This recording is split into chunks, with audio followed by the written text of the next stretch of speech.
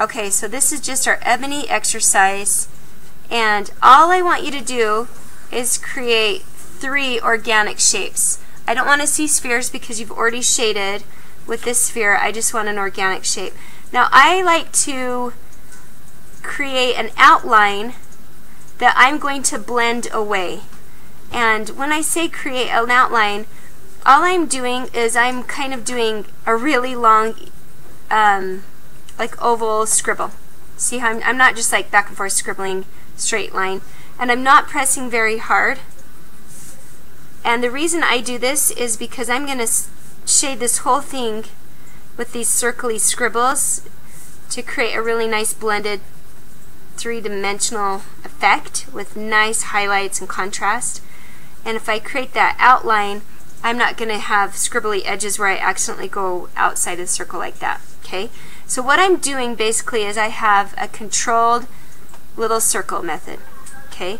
And the tighter I can get it, and notice how when I do this little scribble effect, I'm moving my pencil back and forth. The tighter I can get it, the more overlapping I have, and the more blended it gets.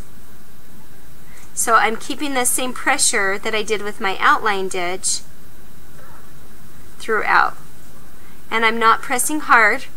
This is the same pressure throughout. And as I want my highlight to be dead center. Okay? So as I get more towards the center, hold on, let me get there. And I'm moving fast.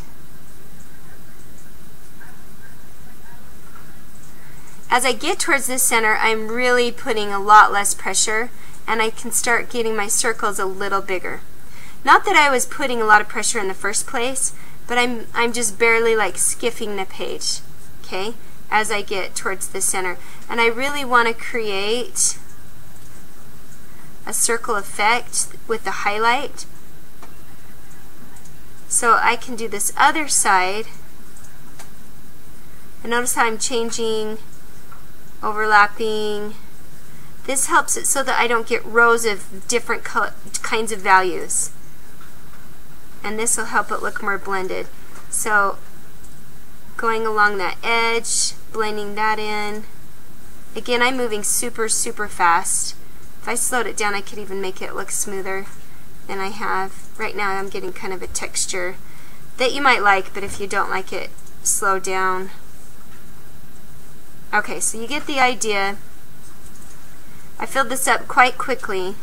It's very controlled, it looks smooth and blended.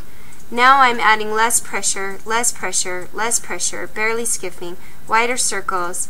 I'm not even touching the dead center, and I've created many different values. Now I don't care about reflected light on this exercise, but if you love reflected light and you want to add it, keep that edge a little lighter when you're outlining where you want it to be. Now I can really start putting pressure. Okay, the reason I don't start out with a lot of pressure is it tends to dent the paper, and once you've dented that paper, it's hard to go back, even to erase it. You've created this really heavy-duty dark spot, and I don't want to have a heavy-duty dark spot. I want to have nice contrast of lights and darks. So that's why I'm going back and adding some really dark, dramatic core shadow. These are my mid-tone areas, and then my highlight I'm not even touching anymore. And I'm about done. Things I want you to avoid. These are all the no-nos. When you outline, I don't want to see a heavy outline like this. Because what happens is this gets so dark that I'm denting the paper like I talked about. Then when I start adding those layers, I will always see that heavy outline. And I have yet in real life and in nature to see a heavy outline like that on an object. Okay? And then I don't want to see this. Okay, so let's pretend this is my heavy outline. I'll have people do those rows I talked to you about. So I'm just pressing firm, not hard, but I'm doing like a strip of color here, or I'm sorry, a strip of shading. And then I go up to next one and I'm pressing a little lighter. I have my next value. And then I'm going to my next value, I'm pressing a little lighter. I've created rows. I don't want to see rows. There's nice values there, but they're not blended at all. And so you really want to, and if you get in that point and you realize it, do the back and forth method. Do the overlapping like I said. Not heavy. It's always like super, super gentle pressure lines. And then I can, a lot of times I can save it, but sometimes you've pressed too hard, it's hard to come back from. Okay? I always like in the end to sharpen my tip and just take and straighten out any of those edges. I don't like to see those fuzzy edges. I like to see that crisp edge. Not a crisp line, just an edge, but I'm just barely putting pressure that it creates this really clean edge for myself. Sometimes you'll get your hands smudged in it, depends on if you're left or right. So if I'm right-handed, I want to start with my left organic shape, then move to my next one, and then down here, so I'm avoiding that smudging. If I'm left-handed, I do the opposite. Okay?